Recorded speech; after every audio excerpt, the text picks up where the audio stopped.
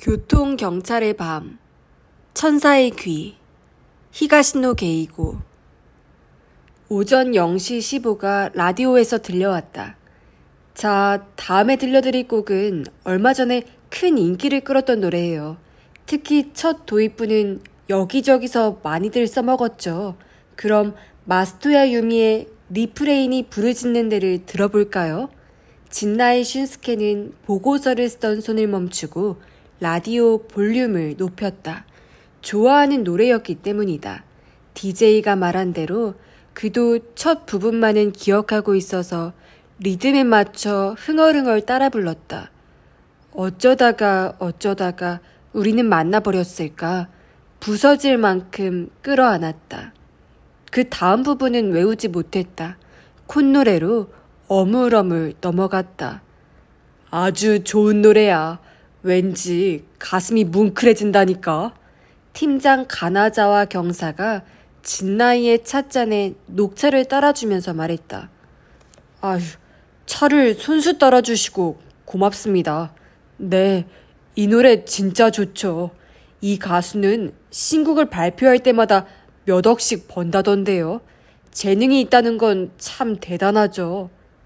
우리는 평생 벌어도 이 노래 한 곡의 레코드만큼도 못 버는데 말이야. 당연히 그렇죠. 아, 근데 요즘은 레코드가 아니라 CD예요. 그리고 잠시 뒤에 책상 위에 전화가 울렸다. 가나자와가 재빨리 집어들었다. 느긋하게 풀어졌던 표정이 팽팽해지는 것을 보고 사건이구나 라고 눈치를 채고 진나이는 자리에서 일어섰다. C동 3번지 사거리야. 승용차들끼리 충돌한 모양이야. 수화기를 내려놓으며 가나자와가 말했다. 신고는 목격자가 있습니까? 아니, 한쪽 차량의 운전자야. 그렇다면 그리 큰 부상은 아닌가? 진나이는 일단 안도했다. 하지만 가나자와는 그런 후배를 보고 고개를 저었다. 안도하긴 아직 일러. 다른 한쪽 운전자는 빈사의 중상이래. 빈사. 그걸로 다시 진나이는 얼굴을 바짝 긴장시키지 않으면 안 되었다. 외건형의 사고 처리 차량을 타고 두 사람은 현장으로 향했다. C동 3번지라면 사람들이 보통 꽃집 거리라고 부르는 곳이다. 편도 2차선 도로를 마주하고 작은 가게가 줄줄이 이어진 상점가다. 낮에는 사람들로 북적거리지만 밤 9시가 지나면 인적이 부쩍 뜸해진다. 사고 현장은 금세 알 수 있었다. 이미 외근 경찰차가 달려와 다른 차량들의 통행을 유도하고 있었다. 구경꾼도 꽤 많이 모여들었다. 아휴, 상당히 심각하네. 차 안에서 현장 상황을 바라보던 가나자와가 한숨을 내쉬었다. 충돌한 것은 검은색 외제차와 노란색 경차였다. 경차가 사거리 왼편 모퉁이에 서 있는 전봇대를 들이받았고 그 운전석을 향해 외제차의 보닛이 파고들듯이 박혀 있었다. 외제차는 거의 변형이 없었지만 경차 쪽은 휴지를 뭉친 것처럼 찌부러져 있었다. 어느 한쪽이 신호를 무시하고 내달린 것이라고 진나이는 지금까지의 경험을 통해 짐작했다. 그들이 경찰차 옆에 차를 세우자 수고하십니다 라고 외근 경찰 한 명이 인사를 건넸다. 진나이 쪽에서도 똑같이 인사를 했다. 구조대는 출동했습니까?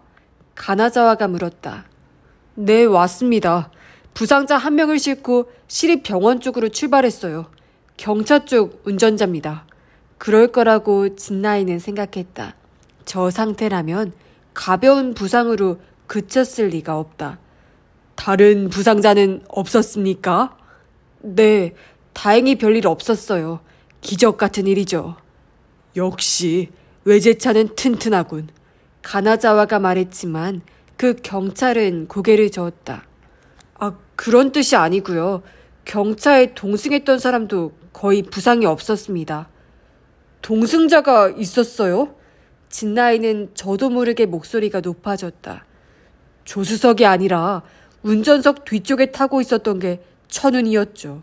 보시다시피 차가 엄청 찌그러졌지만 마침 그 틈새에 끼어서 거의 아무 부상도 없었어요. 와, 진짜 기적이네요. 진나이가 이번에는 감탄의 목소리를 올렸다. 현장은 꽃집거리 도로와 편도 1차선 도로가 교차하는 지점이다.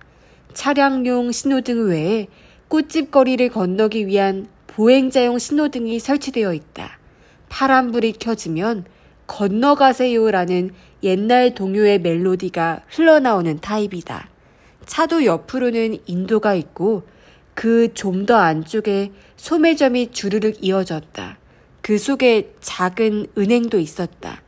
은행 앞 전광판에 디지털 시계가 달려서 0시 22분이라는 숫자 표시가 떠 있었다. 저 목격자는 없었습니까? 가나자와가 외근 경찰에게 물었다. 현재로서는 전혀 없습니다. 계속 찾아봐야죠. 네, 잘 부탁합니다.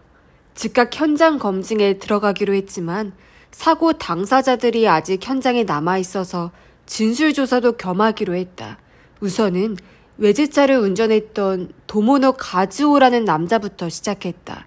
도모노는 23살이라는 나이치고는 아직 어린 티를 벗지 못한 얼굴이어서 한껏 차려입은 더블 정장도 비쩍 마른 몸집에는 영 어울리지 않았다.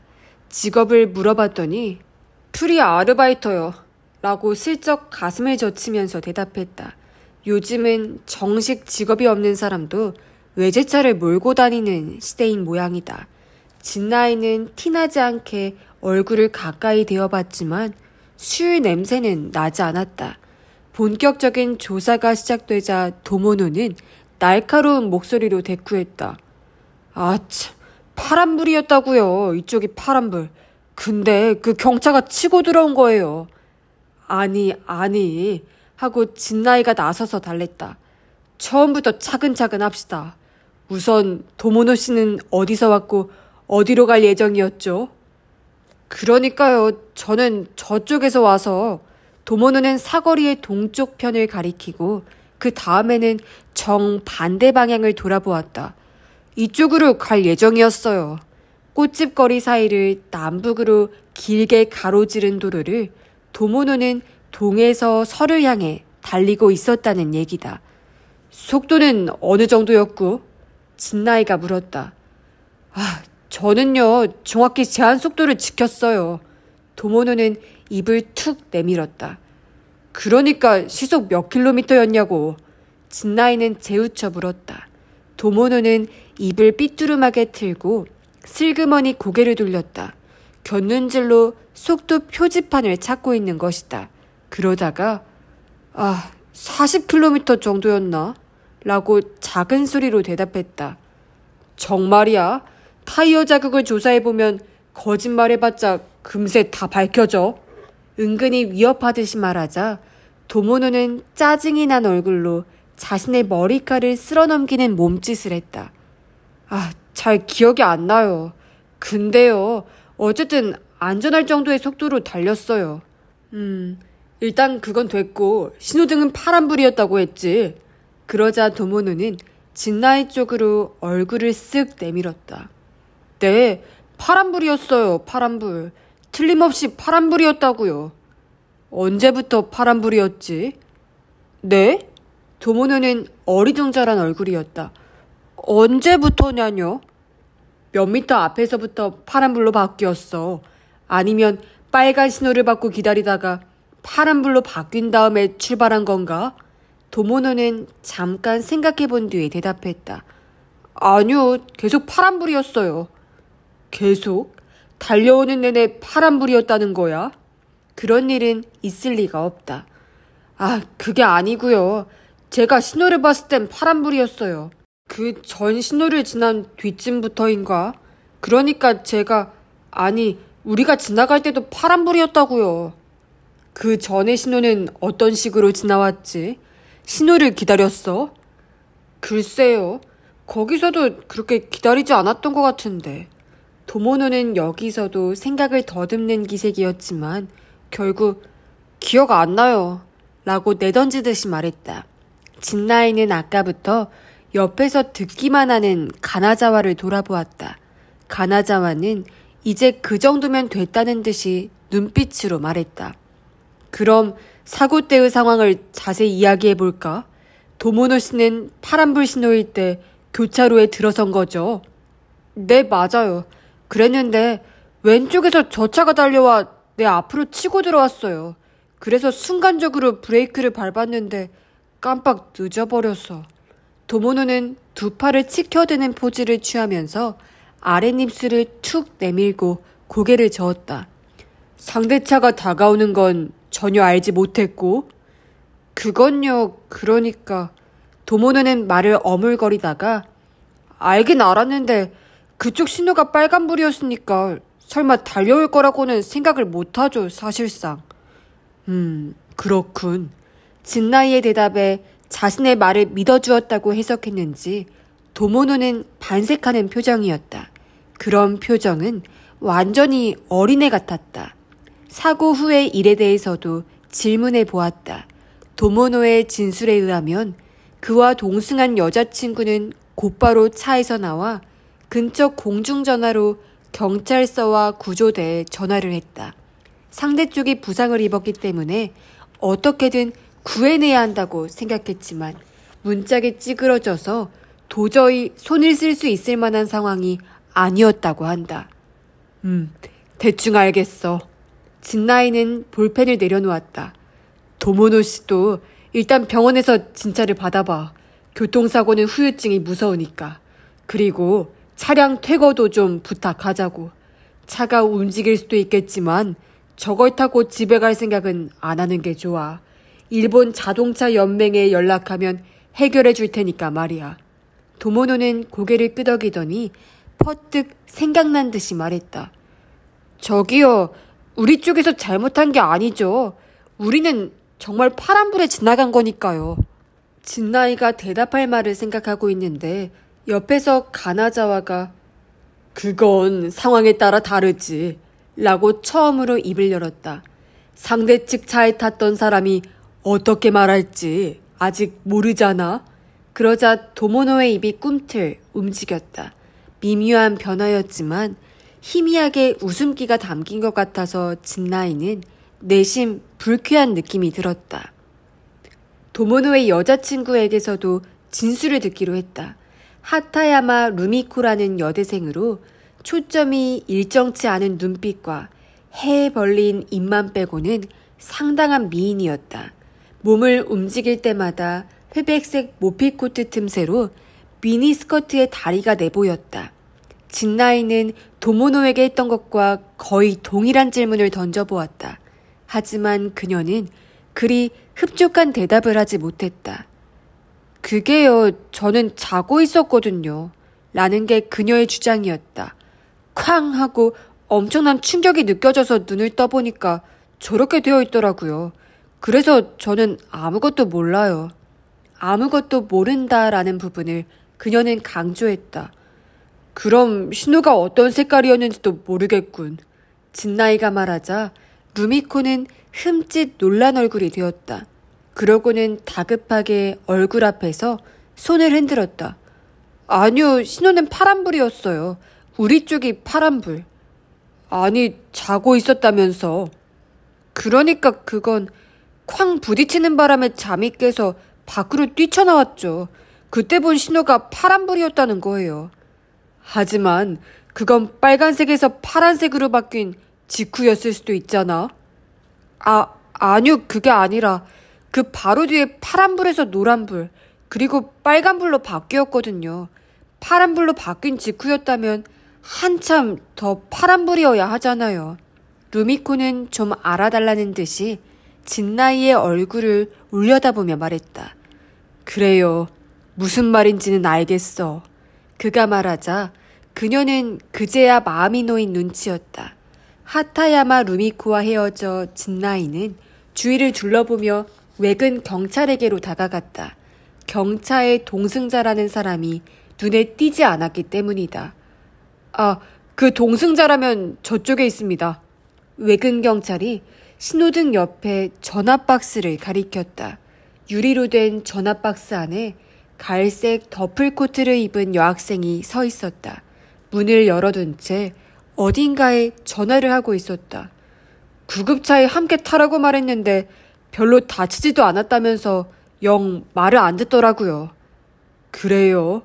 진나이는 그쪽으로 다가가 여학생 쪽으로 가볍게 손을 들어 인사를 건넸다. 하지만 그녀는 전혀 알아차린 기색이 없었다. 얼굴은 분명 진나이 쪽을 향하고 있는데도. 소용없어요. 뒤에서 경찰이 말을 건넸다. 저 여학생 눈이 안 보여요. 저쪽에 전화박스가 있는 것도 제가 알려줬는걸요. 여학생의 이름은 미쿠리야 나호라고 했다. 병원에 실려간 사람은 그녀의 오빠로 이름이 겐조라는 모양이다. 남매는 이웃 도시의 친척집에 들렀다가 집으로 돌아가는 길이었다. 집 주소로 판단해보면 미쿠리야 겐조는 꽃집 거리를 남쪽에서 북쪽 방향으로 직진한 것 같았다. 나호는 연한 색깔의 안경을 쓰고 있었지만 렌즈 너머의 눈은 분명하게 뜨고 있어서 미리 알지 못했다면 시각장애라는 건 전혀 생각도 못했을 것이다. 도자기처럼 깨끗한 피부여서 얼마든지 미소녀로 통할 만했다.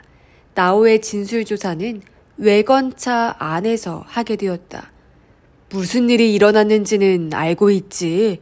진나이는 부드러운 말투를 유념하면서 물었다. 나호는 꾸벅 고개를 끄덕였다. 사고가 일어나기 전의 일이 생각나니? 네. 오빠와 뭔가 이야기를 하고 있었나? 아니요. 친척집을 나왔을 때쯤엔 얘기를 했지만 사고가 일어나기 직전에는 거의 말없이 라디오만 들었어요. 고등학교 2학년이라고 했지만 같은 또래의 여학생들보다 훨씬 명료한 말투였다.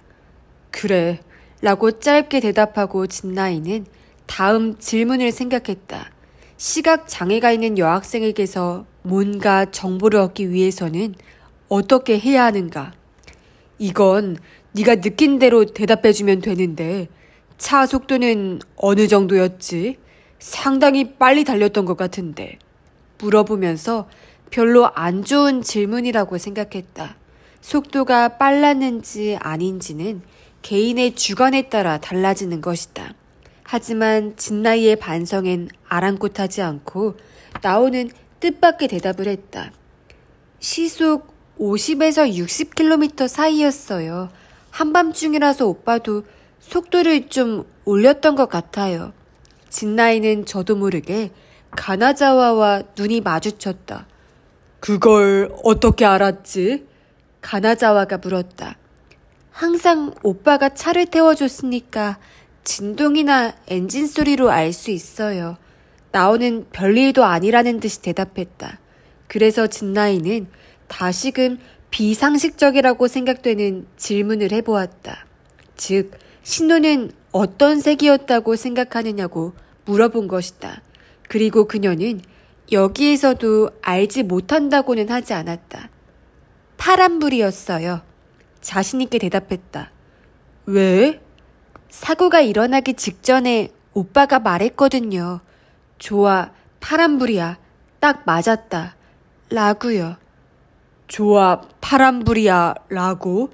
이런 증언은 어떻게 처리해야 할지 진나이는 망설여졌다. 그녀가 직접 파란불을 확인한 건 아닌 것이다. 그가 고민하고 있는데 나오는 게다가 라고 약간 목소리를 높이고 잠깐 틈을 둔 뒤에 말을 이었다. 우리 오빠는 그런 섣부른 짓을 할 사람이 아니에요.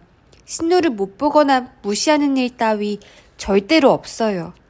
현장 검증을 마치고 사고 차량의 이동을 확인한 뒤 진나이와 가나자와는 미쿠리야 겐조가 실려간 시립병원으로 향했다. 그참에 나오도 함께 차에 태웠다. 도모노와 루미코 쪽은 외근 경찰이 데려가기로 했다. 병원에 도착하자 나오의 부모님이 와 있다가 딸을 보고는 걱정스러운 얼굴로 달려왔다. 오빠는? 나오가 급히 물었다. 수술 중이야. 어머니가 대답했다.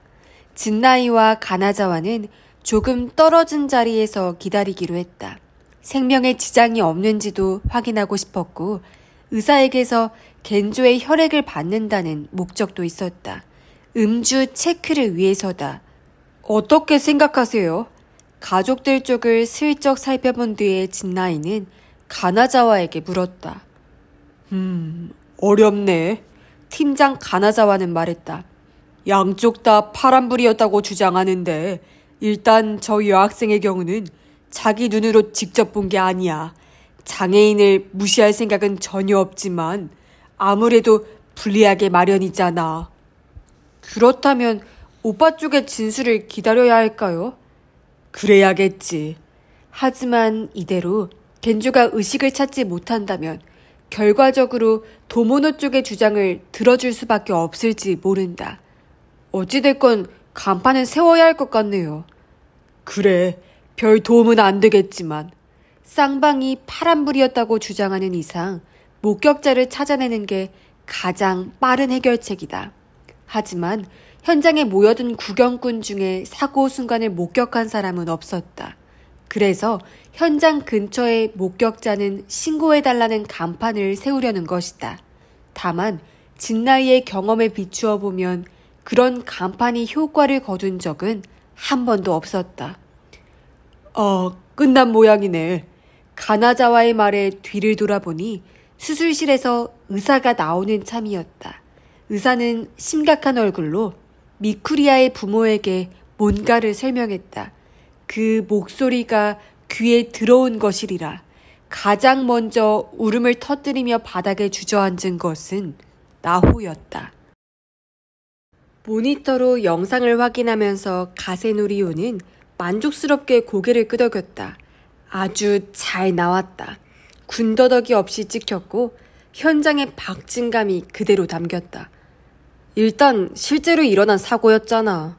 노리오가 비디오 카메라에 빠져들기 시작한 것은 작년 대학에 입학한 다음부터였다. 입학 축하 선물로 비디오 카메라를 받았던 것이다. 처음에는 보이는 대로 죄다 찍으면서 혼자 좋아했지만 점점 작품을 만들고 싶다는 욕심이 생겼다. 하지만 드라마를 만드는 건 너무 어렵다.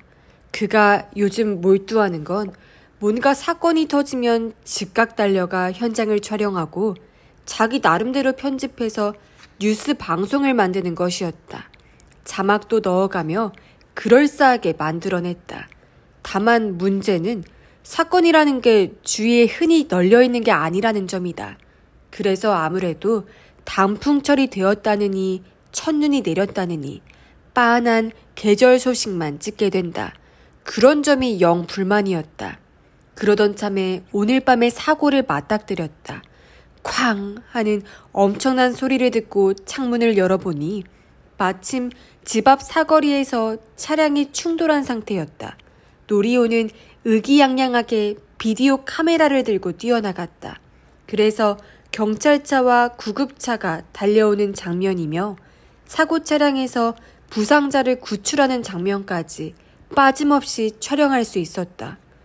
사고 순간까지 찍을 수 있었다면 더 좋았을 텐데. 하긴 그건 어렵지.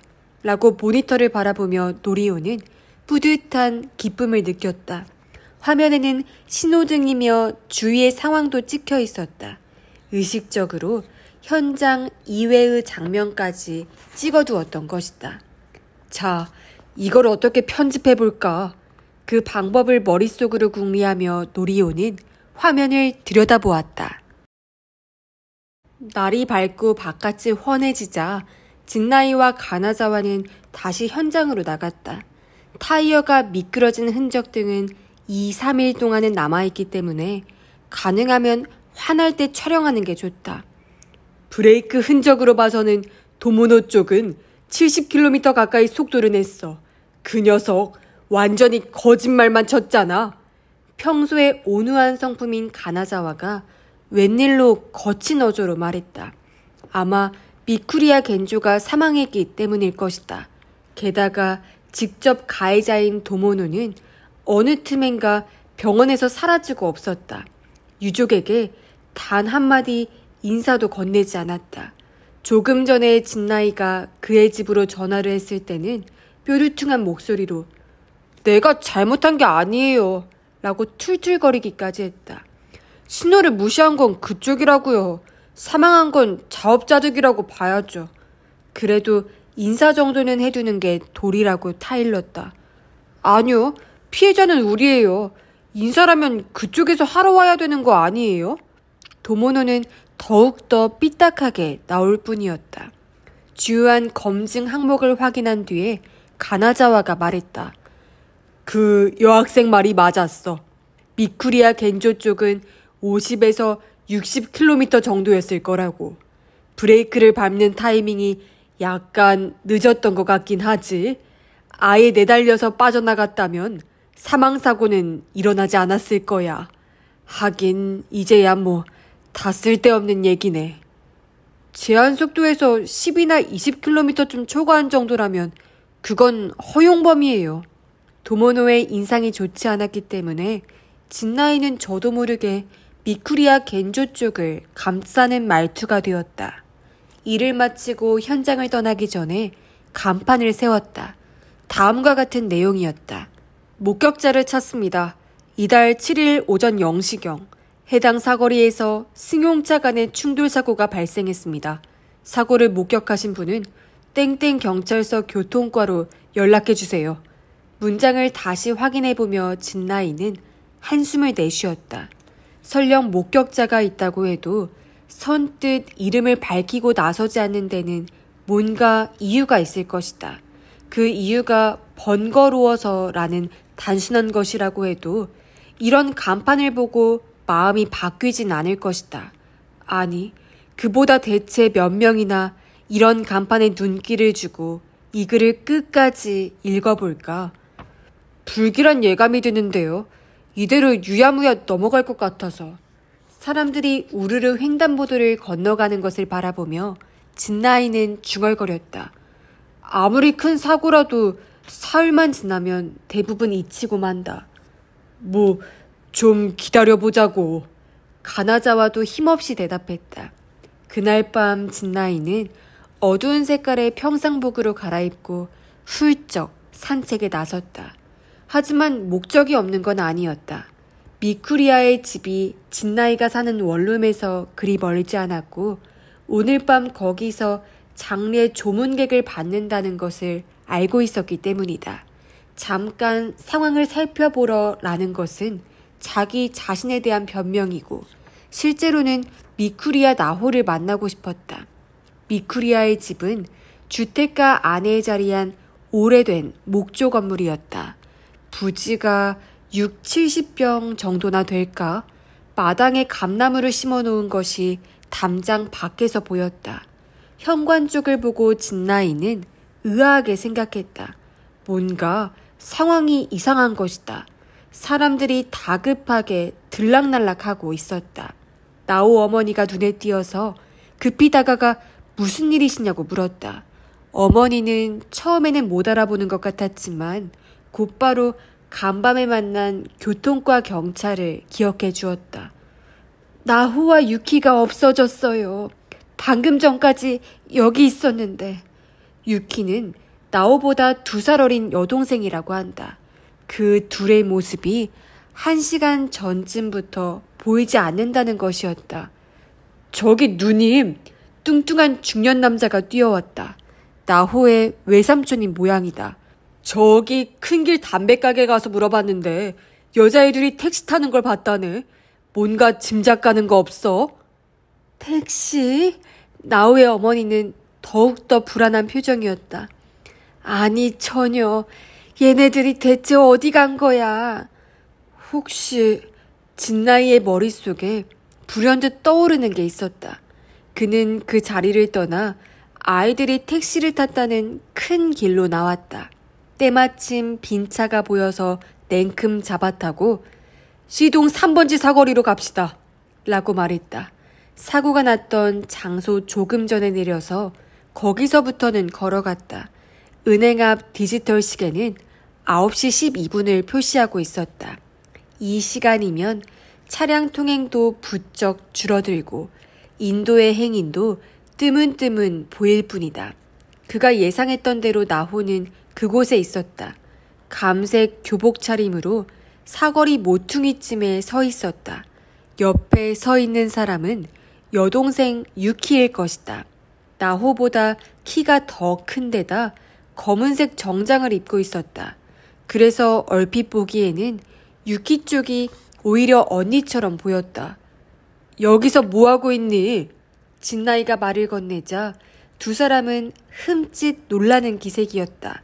유키 쪽이 경계하듯이 주춤 뒤로 물러섰다. 승부욕이 강한 눈빛이었다. 어제 그 경찰 아저씨? 나우가 고개를 갸우뚱하며 물었다. 그렇다고 대답하자 그제야 안도하는 표정이었다. 너희 집에 갔었어. 그랬더니 다들 걱정하고 계시더라. 내가 데려다 줄 테니까 어서 집에 가자. 그러자 나오는 잠시 침묵하고 있다가 이윽고 입을 열었다. 여동생에게 사고 장소를 보여주려고 왔어요.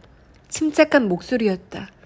유키가 꼭 보고 싶다고 해서 우리 둘이 여기서 기도하고 있었어요. 그랬구나.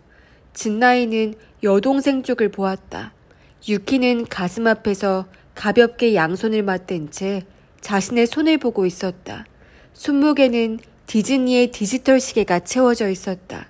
유키의 어른스러운 옷차림과는 약간 어울리지 않아 보였다.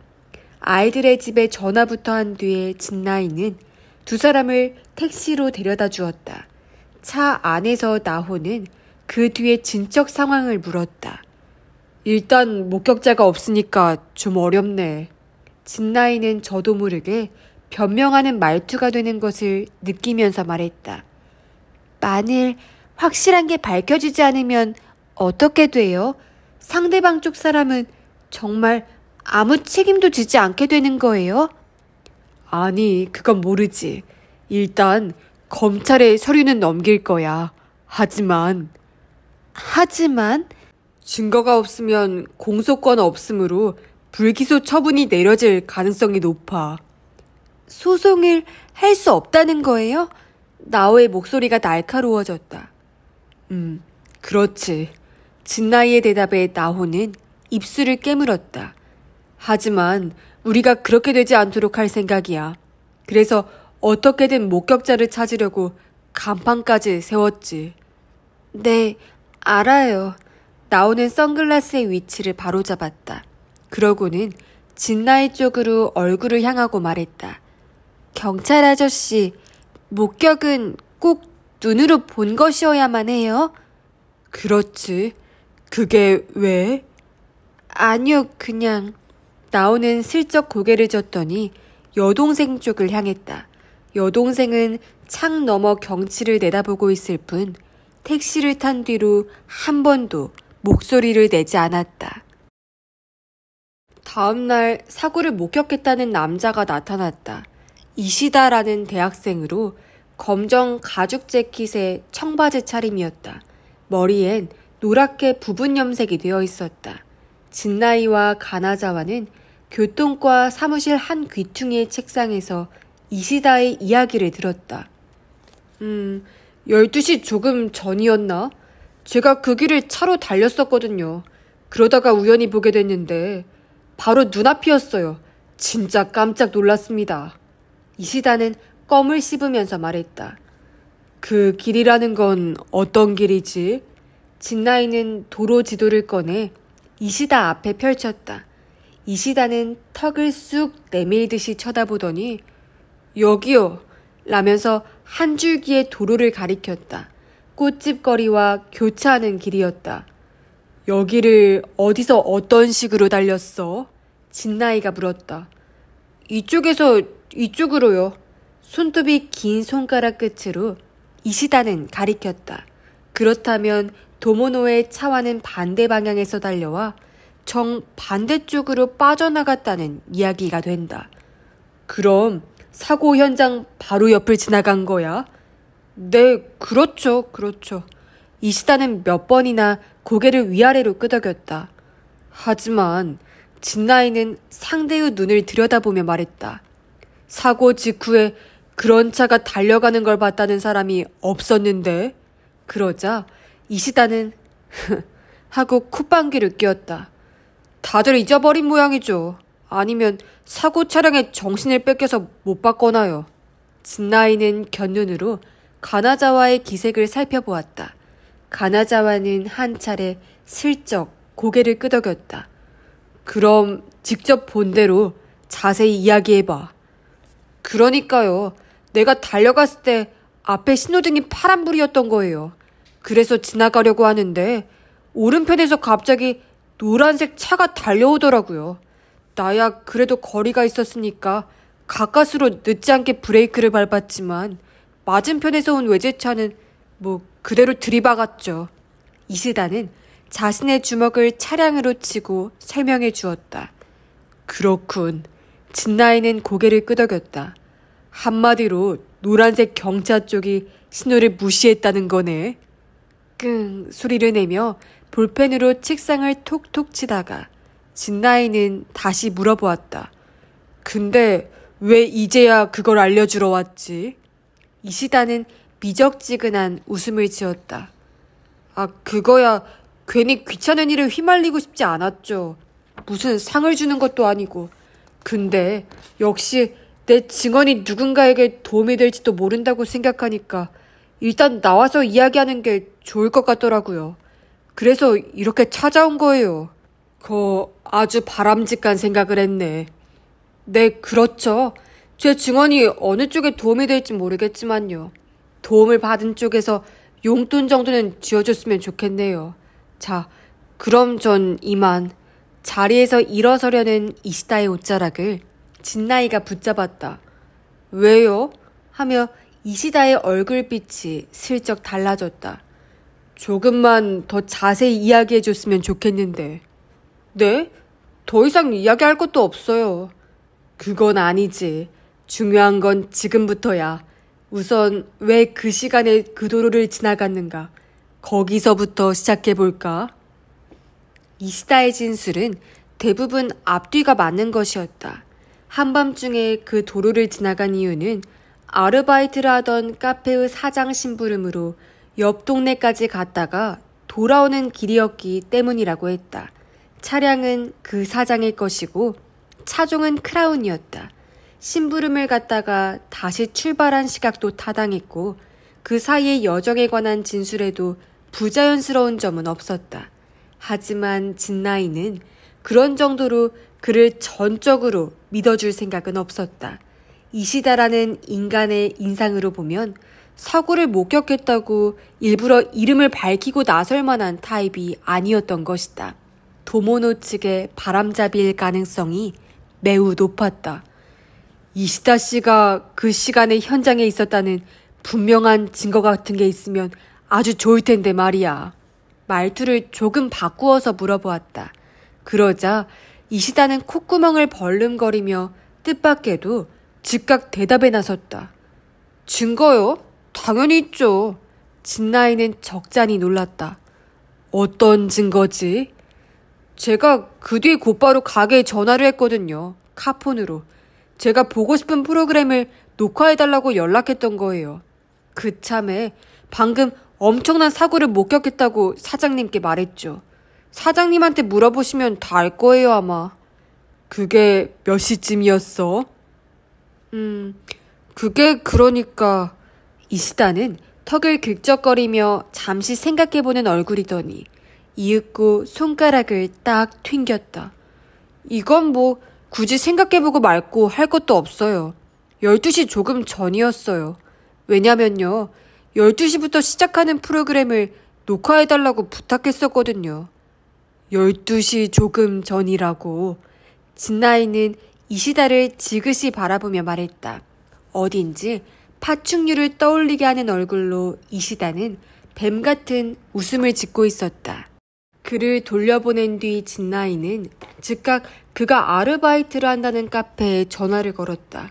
오기와라라는 이름의 사장은 이시다의 진술을 모두 인정했다.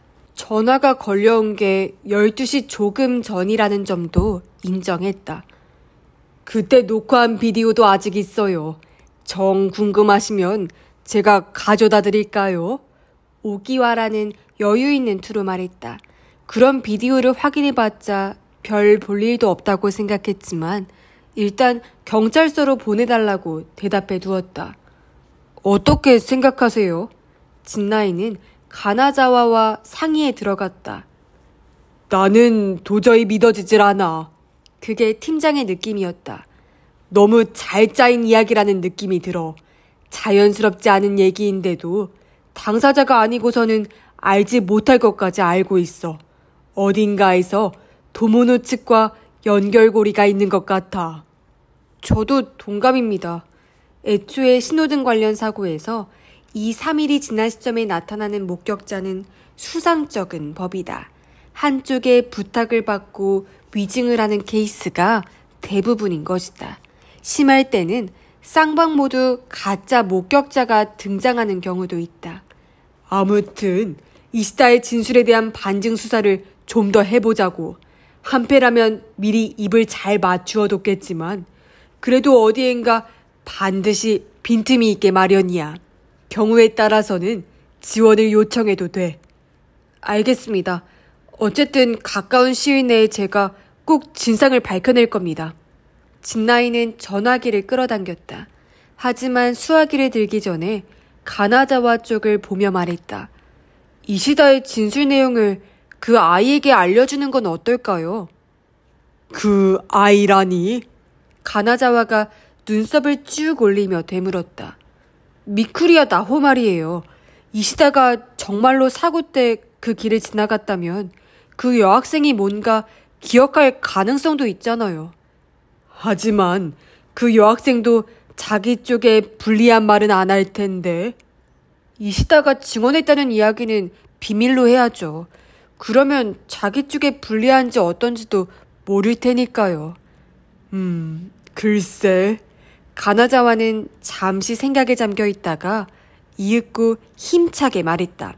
좋아, 해보자. 믿져야 본전이지. 하지만 실제로는 전혀 믿지는 일이 아니었다. 그 사람이 한 말은 다 거짓말이에요. 나오는 낭랑한 목소리로 딱 잘라 말했다. 너무도 또렷한 말투여서 다른 경찰들까지 이쪽을 돌아볼 정도였다. 어떻게 거짓이라고 단언할 수 있지? 가나자와가 온화하게 물었다. 사고 때 우리 옆을 지나간 차가 전혀 없었기 때문이에요. 만일 지나갔다면 제가 소리를 듣고 금세 알았을 거예요. 나오에게는 목격자의 차가 사고 현장 옆을 지나갔다고 했을 뿐 그 차가 어떤 길을 어떻게 지나갔는지는 밝히지 않았다. 따라서 마호는 목격자가 적인지 한편인지 판단하지 못했을 터였다. 하지만 나오는 그때 크게 당황한 상태였잖아. 못 듣고 놓쳤을 수도 있어. 진나이가 말하자 나호는 이쪽으로 고개를 돌렸다. 마치 직접 쳐다보는 것처럼 정확한 움직임이었다. 경찰 아저씨는 당황해서 눈이 안 보이는 일도 있나요? 아니, 눈이 안 보이는 일은 없지만. 그렇죠. 우리 시각장애인의 귀는 비장애인의 눈과 똑같아요. 나오는 의연하게 말했다. 진나이는 대꾸할 말이 없었다. 그 대신 가나자와가 옆에서 말했다. 근데 그 사람에게는 사고 때 그곳을 지나갔다는 증거. 아니, 아직 증거라고 할 정도는 아니지만 아무튼 그런 증거가 있어. 가나자와는 이시다가 오전 0시 조금 전에 카페 주인에게 전화를 했던 이야기를 해주었다. 그러자 나호는 뜻밖이라는 듯 입이 벌어졌고 그런 다음에 말했다. 그것도 거짓말이에요. 사고가 일어난 건 0시 이후였으니까요. 그렇지 않아도 제가 그게 생각나서 말씀드리려던 참이에요. 어째서 0시 이후라고 확신할 수 있지? 진나이가 물었다. 제가 차 안에서 라디오를 들었다고 이야기했었죠. 사고가 일어난 건 0시 15가 울린 다음이었어요. 그러고는 유밍의 노래를 듣고 있었는데 갑자기 쾅 하고 차가 부딪혀서. 유밍이라고? 진나이는 흠칫 놀랐다. 그리고 가나자와에게 눈짓을 보내 일단 둘만 자리에서 일어나 한쪽으로 나왔다. 나호의 말은 사실이에요. 진나이는 말했다. 팀장님도 생각나시죠? 그날 밤에 분명 라디오에서 15가 울린 뒤에 유밍, 그러니까 마스토야 유미의 노래를 틀어줬어요. 하지만 나오가 그 노래를 들은 건 충돌한 다음이었는데 그걸 충돌 이전이라고 착각했을 수도 있잖아. 아니요. 나오가 탔던 차는 앞부분 반절이 납작해질 만큼 찌그러졌고 그 바람에 라디오도 함께 부서졌어요. 그러자 가나자와는 턱을 슬슬 쓰다듬다가 검지를 번쩍 세웠다. 한마디로 사고가 난 게 0시 이전이라면 나오는 그 무밍이라는 가수의 노래를 무밍이 아니라 유밍이에요. 무밍이든 유밍이든 아무튼 그 노래를 들을 수가 없었다는 이야기네. 네, 그렇죠. 일단 좀 더 자세히 물어보기로 하죠. 두 사람은 나오에게 되돌아갔다. 유밍의 노래가 어떤 노래였는지 생각나? 진나이가 물어보자 나호는 물론이라는 듯 고개를 끄덕였다. 그리고 리프레인이 불을 짓는 데의 앞부분을 작게 흥얼거렸다. 어쩌다가 라는 반복으로 시작하는 멋진 노랫말이다. 나오의 목소리도 투명감이 넘쳐서 아주 듣기 좋았다. 마지막 봄날을 바라본 저녁 노을은 비늘구름을 비춰주고 여기서 나오의 노랫소리가 끊겼다. 그녀는 말했다. 이 비춰주고라는 부분에서 사고가 났었어요. 뭐라고? 진나이는 나오의 얼굴을 새삼 다시 보았다. 그러니까 그녀는 말을 이어갔다. 이 비춰주고의 마지막 그 부분에서 사고가 일어났어요. 틀림없이. 오전 0시 0분 48초.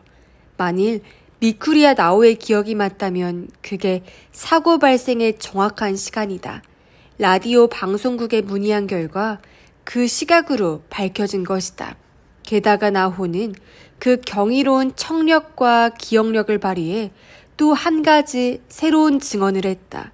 그것은 리프레인이 부르짖는 데의 첫 부분, 즉 어쩌다가의 처음 어쩌다가가 나올 때 운전 중이던 오빠 미쿠리아 겐조가 좋아, 파란불이야, 딱 맞았네 라고 말했다는 것이다. 이건 0시 0분 26초 전후에 해당한다. 문제의 신호는 파란불 시간이 60초다. 나오의 증언을 그대로 믿는다면 겐조는 여유있게 파란불 신호를 통과할 수 있었다는 이야기가 된다. 나도 꽤 오랫동안 이 일을 해왔지만 가나자와가 쓴 웃음을 지으며 말했다. 시각을 초 단위로 쪼개서 따져본 건 이번이 처음이야. 그야말로 좋은 경험이 되겠어. 아까 과장님께 이야기했더니 아주 관심이 많더라고. 저 꼴통 과장님이요?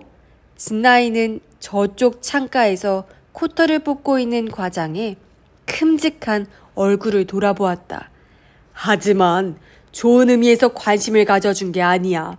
그런 증언은 신빙성이 떨어지니까 어서 빨리 틀렸다는 걸 명백하게 밝혀내라 하더라고. 역시나. 진나이는 고개를 툭 떨구고 수화기를 집어들었다. 그가 전화한 곳은 삼흥 제작소, 즉 신호기를 만드는 회사였다.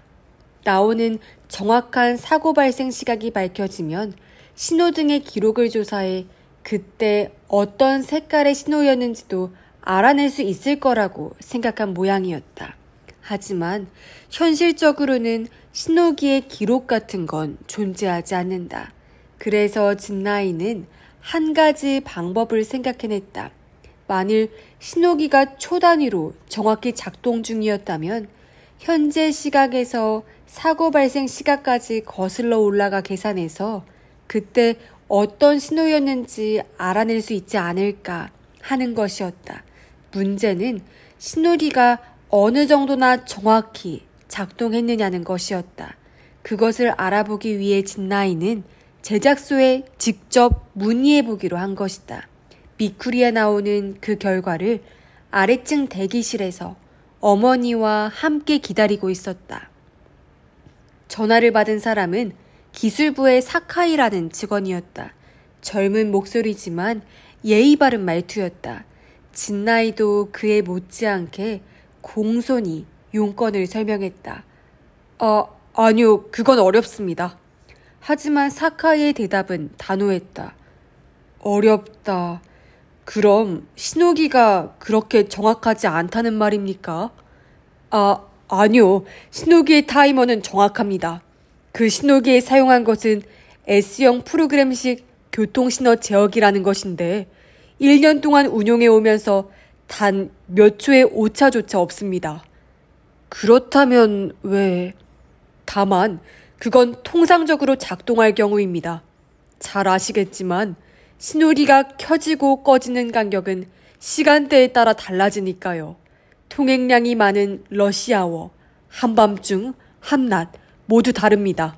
그때마다 타이머의 시간을 바꿔줄 필요가 있는 것이죠. 실은 이걸 바꿔줄 때만은 시간에 오차가 생기게 됩니다. 어느 정도 오차입니까? 그건 최대 7초 정도입니다. 7초. 진나이는 암울한 기분이 들었다. 사고 발생으로부터 벌써 상당한 시간이 흘렀다. 당연히 몇 번씩이나 타이머의 시간이 바뀌었을 터였다. 그러니까 타이머의 시간이 바뀌기 전이라면 문의하신 대로 역산도 가능합니다. 그건 보증할 수 있습니다. 진나이는 고맙다고 인사하고 전화를 끊었다. 그런 걸 보증해봤자 아무 도움도 되지 않는다. 그는 문의 결과를 가나자와에게 보고했다. 상당히 기대가 컸었는지 가나자와도 실망한 기색이 역력했다. 하지만 그보다 더 괴로운 일이 남아있었다. 1층 대기실로 내려가 나오에게 그런 이야기를 전해야 하는 것이다. 그녀는 오빠의 정당성을 증명할 수 있다고 굳게 믿은 모양이었다. 진나이가 설명을 마치자마자 나오는 두 손으로 얼굴을 가리고 울음을 터뜨렸다. 어머니가 나오의 등을 쓰다듬었지만 눈물은 그칠 기미를 보이지 않았다. 주위에 있던 사람들이 놀라서 이쪽을 쳐다보고 있었다. 진나이는 어떻게 대처해야 좋을지 그저 당황스러울 뿐이었다. 그런 그의 어깨를 툭 치는 사람이 있었다. 무슨 일입니까 대체? 안면 있는 사회부 신문 기자였다. 사회면 한 귀퉁이에 실린 그 기사를 가세노리오는 뚫어져라 들여다보았다. 며칠 전의 사고에 대한 내용이 실려 있었기 때문이다. 기사에는 사망자의 여동생에 대한 이야기가 나와 있었다. 이 여학생은 시각장애인이지만 경이로운 귀를 갖고 있어서 그 능력으로 사고 발생 시각을 초 단위로 밝혀냈다는 것이다. 그리고 그것을 바탕으로 자신의 오빠가 파란 신호에 지나갔다고 주장했다. 하지만 현재 그것을 증명할 방법이 없다는 것이었다. 그곳에 함께 실린 소녀의 얼굴을 보고 노리오는 예쁜 여학생이라며 감탄했다. 그리고 이런 여학생에게 도움이 되어줄 수 있다면 이라고 생각했다. 하지만 사고 뒤에 촬영했을 뿐 사고 순간을 찍은 건 아닌데. 그래도 노리오는 자신의 방으로 가서 며칠 전에 비디오 테이프를 재생해 보았다. 아직 편집 작업은 하지 못했다. 역시 쓸모가 없겠네. 사고가 일어난 후의 영상은 아무리 찍어봤자 별 의미가 없어. 화면을 보며 노리오는 혼잣말을 중얼거렸다.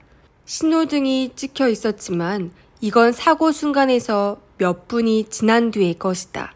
포기하고 정지 버튼을 누르려고 했을 때 배경이 조금 바뀌었다. 그는 손을 멈췄다. 뒤편으로 시계가 보였기 때문이다. 은행 앞에 걸린 전광판에 디지털 시계다.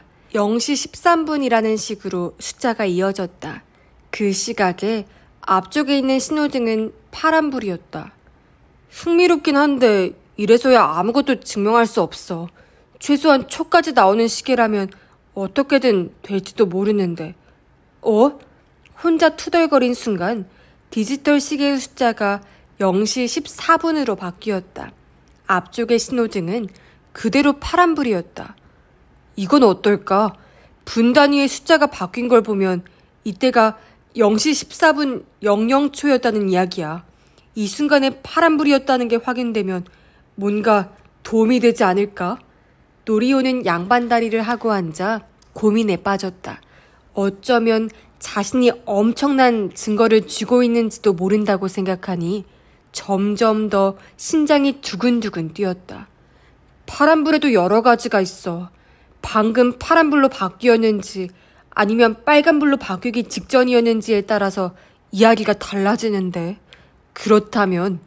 하지만 영 생각이 정리되지 않아서 그는 자신의 머리를 툭툭 쳤다. 그때였다. 화면에 다시금 변화가 나타났다.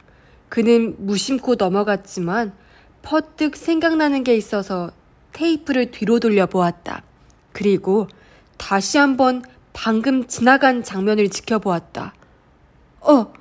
그는 자리에서 벌떡 일어나 외쳤다. 엄마, 전화 좀. 나 참, 뭔 소린지 모르겠네. 다시 한번 처음부터 설명해봐. 콧수염을 기른 과장은 의자를 뒤로 젖힌 채 턱 버티고 앉아 있었다. 미쿠리와 나호의 이야기가 신문기사로 다뤄진 것도 있어서 이번 사건이 아무래도 신경 쓰이는 모양이었다. 그러니까 우선 신호기의 시간 간격인데요. 아니, 그건 나도 알아들었어. 56초, 60초, 4초잖아. 네, 그렇습니다. 진나이는 고개를 끄덕였다. 과장이 방금 말한 숫자는 해당 신호기의 타임 설정이다. 빨간불이 56초, 파란불이 60초, 그리고 노란불이 4초라는 것이다. 이건 꽃집거리를 달리는 차량들을 위한 신호기 쪽이고, 가로로 횡단하는 도로의 신호기는 당연히 그것과는 반대가 된다. 단 빨간불 중에는 양쪽 다 빨간불인 시간이 4초간인 것도 포함되어 있다. 다시 말해 전체 사이클은 120초, 정확히 2분이라는 이야기가 됩니다. 그렇다면 신호기는 2분마다 똑같은 상태로 돌아가는 것이죠. 그것도 알겠어. 여기서 바로 그 문제의 비디오가 등장하는데요. 진나이는 가세 노리오에게서 받아온 테이프를 재생했다. 화면에 은행의 디지털 시계가 찍혀 있었다. 그 표시가 0시 13분에서 0시 14분으로 바뀌는 곳에서 화면을 정지시켰다. 보시는 대로 이 순간 신호등은 파란불입니다. 그렇지. 0시 14분 00초에는 파란불이었던 거야. 네. 그런데 이 은행에 문의해봤더니 이 시계는 표준 시각이 아니었어요. 실제로는 41초가 늦답니다. 그러니까 0시 14분으로 바뀐 순간은 실제로는 0시 14분 41초였다는 이야기죠. 과장은 이마 옆을 두어 번 툭툭 두드린 뒤에 그래서? 라고 물었다. 여기서 화면을 돌려보겠습니다. 진나이는 자신의 시계를 보면서 다시 비디오 테이프를 재생했다. 하지만 잠깐 뒤에 다시 정지시켰다. 왜 그러느냐는 듯이 과장이 의아한 얼굴을 했다. 조금 전에서 7초가 지났습니다. 즉 0시 14분 48초라는 이야기죠. 자, 보시는 대로 신호는 계속 파란불입니다. 그런 것 같네. 여기서 조금 전의 신호 사이클을 생각해 볼까요? 2분마다 똑같은 상태가 되니까 여기서 2분 전인 0시 12분 48초에도 역시 신호는 파란불이었다는 것이죠. 이런 식으로 똑같이 빼기를 해나가면 미쿠리와 나호가 사고 발생 시각이라고 증언했던 0시 0분 48초에도 이 신호등은 파란불이었다는 결론이 나옵니다. 진나이는 단숨에 설명을 마치고 과장의 반응을 살펴보았다. 과장은 끙 하는 신음소리를 내고는 팔짱을 꼈다. 그리고 잠시 눈을 감고 생각에 잠겼지만 이윽고 천천히 눈을 뜨더니 고개를 가로저었다. 무슨 말인지는 알겠어. 0시 0분 48초에 그 신호등이 파란불이었다는 논리는 인정하겠어. 문제는 정말로 그 시간을 사고 발생 시각이라고 인정할 수 있느냐는 거야. 시각에 장애가 있어서 귀가 특별히 민감하다지만 그 여학생의 기억이 잘못되었을 수도 있잖아. 애초에 노래를 듣던 중에 사고가 일어났는데 그 순간 가수가 어떤 부분을 노래했는지 그렇게나 상세히 기억하다니. 그건 보통 상식으로는 도저히 이해할 수 없는 일이야. 하지만 그 보통 상식을 그 여학생에게 적용할 수는 없습니다. 어떻게 그걸 단언할 수 있지? 이걸 보면 아실 겁니다. 그렇게 말하고 진나이는 다시 조금 전 비디오 테이프의 플레이 버튼을 눌렀다. 같은 장면의 그 다음 부분이다. 신호등과 디지털 시계가 한 화면에 찍혀 있었다. 뭐야, 저게 어떻다는 건데? 자, 이 다음입니다. 진나이가 신호등을 가리켰다. 그 순간 신호등이 파란불에서 노란불로 바뀌었다. 과장이 하는 소리를 냈을 때는 이미 다른 화면으로 바뀌었다. 화면이 끊기기 직전에 신호가 바뀌었네. 과장이 말했다. 네, 그렇죠. 그 시각을 계산해보면 0시 15분 25초입니다. 파란불이 켜져 있는 시간은 60초니까 0시 14분 25초에 빨간불에서 파란불로 바뀌었다는 이야기가 됩니다. 그리고 이 현상도 역시 2분마다 나타났을 테니까 0시 0분 25초에도 빨간불에서 파란불로 바뀌었겠죠. 0시 0분 25초? 그 시각이 어땠다는 건가? 기억해 보십시오. 미쿠리와 나오가 했던 이야기를요. 나오는 사고 직전에 오빠가 좋아, 파란불이야 라고 말하는 걸 들었다고 했습니다. 그런 증언을 바탕으로 시각을 계산해 보니까 그때가 0시 0분 26초 전후라는 결과가 나왔습니다.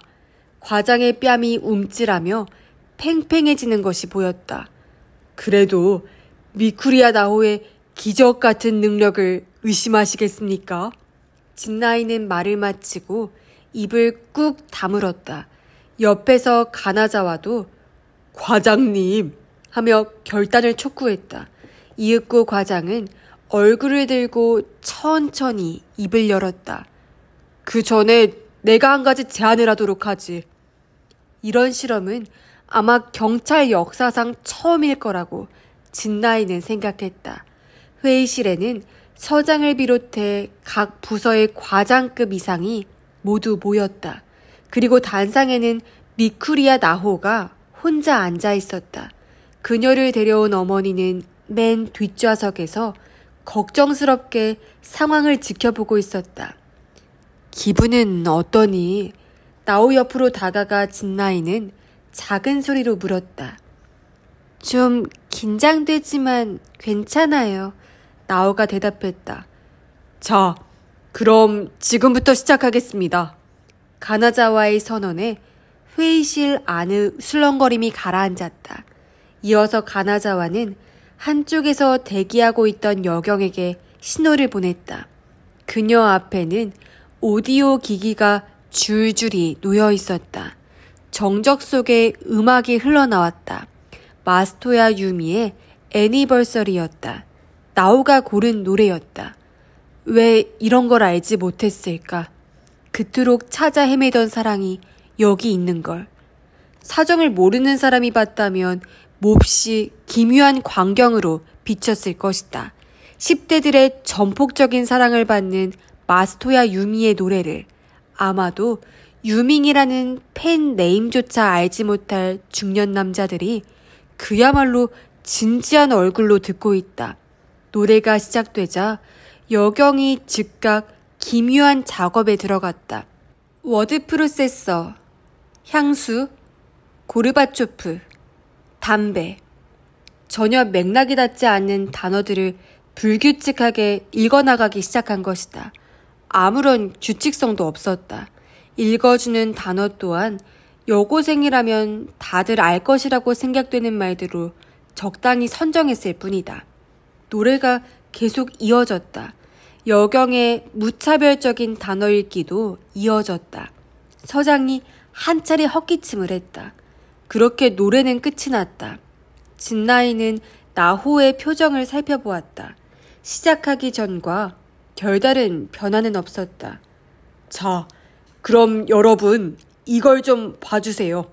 가나자와의 지시로 여경은 커다란 표 한 장을 꺼냈다. 그곳에는 그녀가 읽어준 단어들이 주르륵 적혀 있었다. 그럼 질문을 시작합니다. 아무나 이 표의 단어를 하나씩 읽어주십시오. 가나자와가 말하자 바로 뒷좌석에서 고르바초프라는 목소리가 날아왔다. 경비과장이었다. 가나자와는 나호에게 물었다. 어때? 알겠니? 진나이에게는 나호가 생각에 잠겨있는 잠깐 동안이 너무나도 긴 시간으로 느껴졌다. 참석자 모두의 시선이 집중되고 숨을 쉬는 것조차 조심스러울 만큼 회의실 안의 공기가 팽팽하게 긴장되었다. 나호가 숨을 깊이 들이쉬고 있었다. 그러고는 말했다. 손에 맞잡은 두 사람 위에의 손대에 나왔습니다. 명료한 말투였다. 다음에 참석자들의 시선은 여경에게로 옮아갔다. 그녀는 손에 든 메모를 체크한 뒤에 말했다. 틀림없습니다. 맞아요.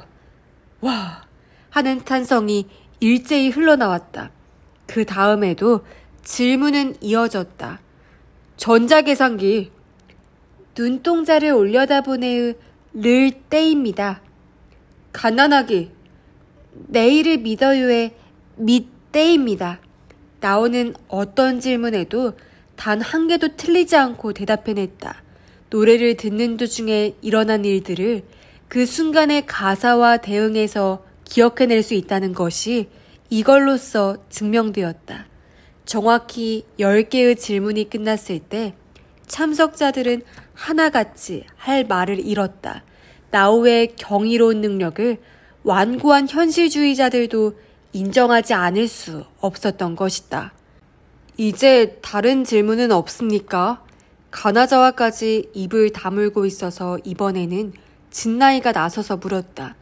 잠시 대답이 없었지만 이윽고 서장이 손을 들었다. 노래 중간에 내가 헛기침을 했던 건 어느 부분인지 알 수 있을까? 진나이는 가슴이 철렁해서 나우를 돌아보았다. 그녀는 침묵하고 있었다. 왜 그러지? 돌발적인 경우에도 알아맞혀야 완벽하다고 할 수 있을 텐데. 서장은 온후한 웃음을 지으면서도 날카로운 눈빛으로 나오를 쳐다보았다. 진나이는 자신이 추궁을 당하는 것 같아 저도 모르게 고개를 떨궜다.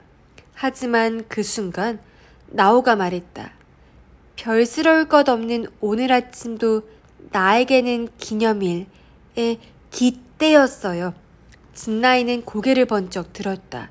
그러자 서장의 입가가 파르르 떨리는 것이 보였다. 서장은 천천히 앞으로 나와 나오의 손을 잡았다. 나도 이 노래 아주 좋아한다. 그는 말했다. 훌륭하다. 정말 대단해. 그야말로 기적의 귀야.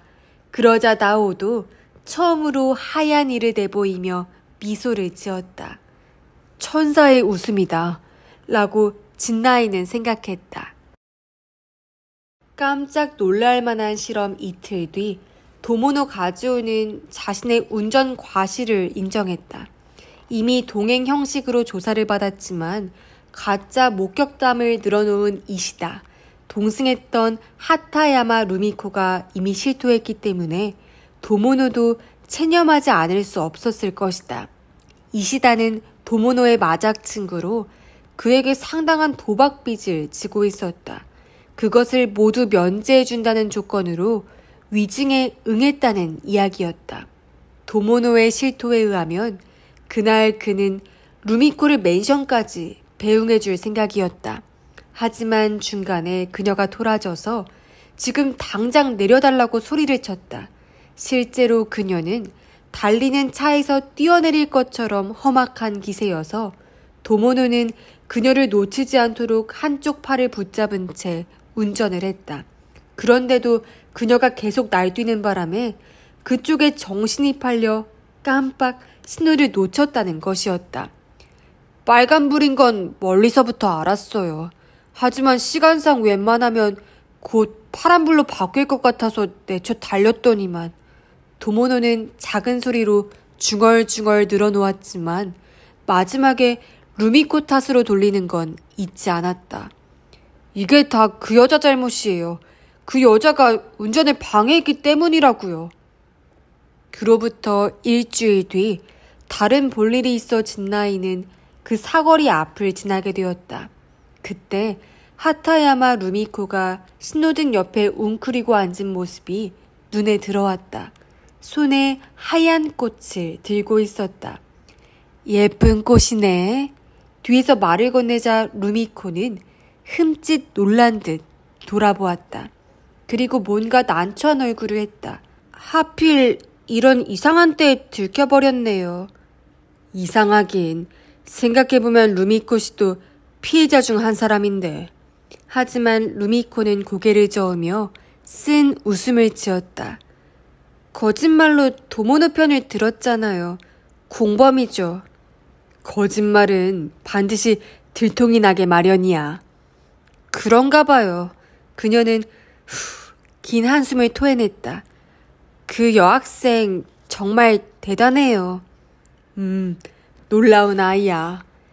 나는 멀쩡히 눈이 잘 보여도 전혀 기억을 못했는데 제가 생각해도 한심해요. 그렇게 말하며 루미코는 먼 곳으로 시선을 던졌지만 은행 앞 디지털 시계에서 문득 눈이 멎었다. 자세한 것까진 모르지만 저 시계가 결정타가 됐다면서요? 그랬지. 0시 0분 48초라고 했나요? 그렇다면 제 기억력도 그리 나쁜 건 아닌가 봐요. 코 옆을 긁적이면서 루미코는 말했다. 차가 충돌한 직후에 얼굴을 들었을 때 왜 그런지 가장 먼저 눈에 들어온 게 저 시계였어요. 그때 0시 00분이라고 영자 3개가 나란히 있었는데 제가 쳐다본 순간에 0시 01분으로 바뀌었어요. 그러니까 사고가 일어난 게 0시 0분 48초라면 시간상 딱 맞잖아요. 차가 충돌하고 제가 얼굴을 드는 게 한 10초쯤은 걸렸을 테니까요.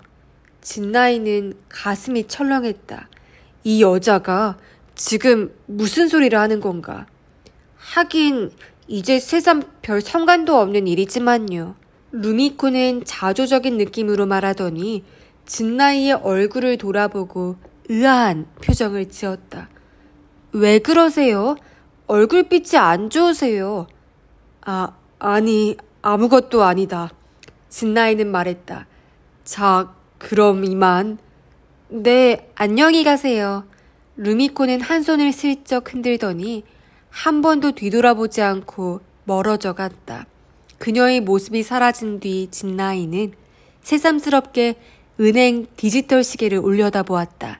머릿속에서 숫자들이 어지럽게 춤을 추고 있었다. 사고 직후에 저 시계를 본 순간 0시 00분에서 01분으로 바뀌었다고? 아니야, 그럴 리가 없어. 결코 그럴 리가 없다고 진나이는 생각했다. 왜냐하면 이 시계는 41초나 늦는 것이다. 그러니까 0시 01분으로 바뀐 순간이라면 실제로는 0시 01분 41초였다. 조금 전 루미코의 말이 맞다면 차가 충돌한 것은 그보다 약 10초 전, 즉 0시 01분 30초쯤이라는 이야기가 된다. 나오의 증언과는 40초 넘게 차이가 난다. 그게 진짜 충돌 시각이라면 그때 신호는 어떤 색깔이었지? 그는 머릿속으로 재빨리 계산해 보았다. 저도 모르게 헉 하는 신음이 흘러나왔다. 공식 01분 25초까지는 파란불이었지만 그 뒤로 29초까지는 노란불, 그리고 다시 그때부터 33초까지는 양쪽 신호등이 모두 빨간불이었던 셈이다. 그렇다면 미쿠리아도 도모노도 똑같이 빨간 신호에서 사거리 교차로에 들어갔던 거야? 그렇게 생각하면 앞뒤가 맞아 떨어진다. 도모노도 시간상 웬만하면 곧 파란불로 바뀔 것 같았다고 진술했던 것이다. 하지만 진나이는 그 생각을 애써 지워버렸다. 혹시라도 그런 상황이었다면 나호는 그렇게 완벽한 진술을 할 수 없었을 터였다. 0시 0분 25초에 신호가 빨간색에서 파란색으로 바뀐 것은 가세 노리오의 비디오 테이프가 나오지 않았다면 어느 누구도 알 수 없었다. 그는 걸음을 옮겼다. 이런 곳에 오래 있어봤자 쓸데없는 생각만 자꾸 떠오를 것 같았다. 하지만 그 발걸음도 금세 멈춰버렸다. 전화박스가 눈에 들어왔기 때문이다. 사고가 일어난 날 밤 나오는 거기서 전화를 하고 있었다. 혹시 그때 나오가 15를 듣고 있었던 게 아닐까? 신호기는 일반적으로 소리를 내지 않는다. 하지만 단 한 가지 경우에만 소리를 낸다. 보행자용 신호다. 시각장애인을 위해 건너가세요라는 동요의 멜로디를 울리는 것이다. 나호는 왼쪽 귀로는 그 소리를 듣고 오른쪽 귀로는 15를 듣는 것으로 멜로디가 시작된 정확한 시각 하나를 미리 기억해 두었던 게 아닐까. 그리고 나중에 다시 신호기를 조사해 봤는지도 모른다. 신호기의 교체 간격을 계산해 볼 목적으로. 아, 그래. 그날 밤에. 장례식 전날 밤이 생각났다. 나오는 여동생과 둘이서 이곳에 와 있었다. 그것은 오빠의 사고 현장을 여동생에게 보여주기 위한 것이 아니라 신호 간격을 재보기 위해서였던 것이다. 그리고 진나이의 눈 속에 여동생 유키가 차고 있던 디지털 손목시계가 되살아났다. 그게 스톱워치의 역할을 했던 게 아닐까? 건너가세요의 멜로디가 시작되는 정확한 시각과 각 신호의 간격을 알아내기만 하면 0시 0분 25초에 빨간불에서 파란불로 바뀌었다는 것도 알 수 있다. 그 다음은 자신의 특수한 능력을 살려 그럴싸한 사고 발생 시각을 설정하기만 하면 된다. 하지만 실제로는 리프레인이 부르짖는 데의 노랫말 한참 뒷부분에서 사고가 일어났던 게 아닐까? 진나이는 고개를 저었다. 설마 그럴 리 없다. 나오의 기적의 귀는 진실을 알리기 위해 사용되었을 것이다. 경찰을 제 손안에 넣고 마음대로 주무르기 위해 사용된 것이 아니다. 실험하던 날 해맑게 웃던 나오의 얼굴이 머릿속에 떠올랐다. 감기라도 걸리려는지 등짝에 오싹 한기가 느껴졌다.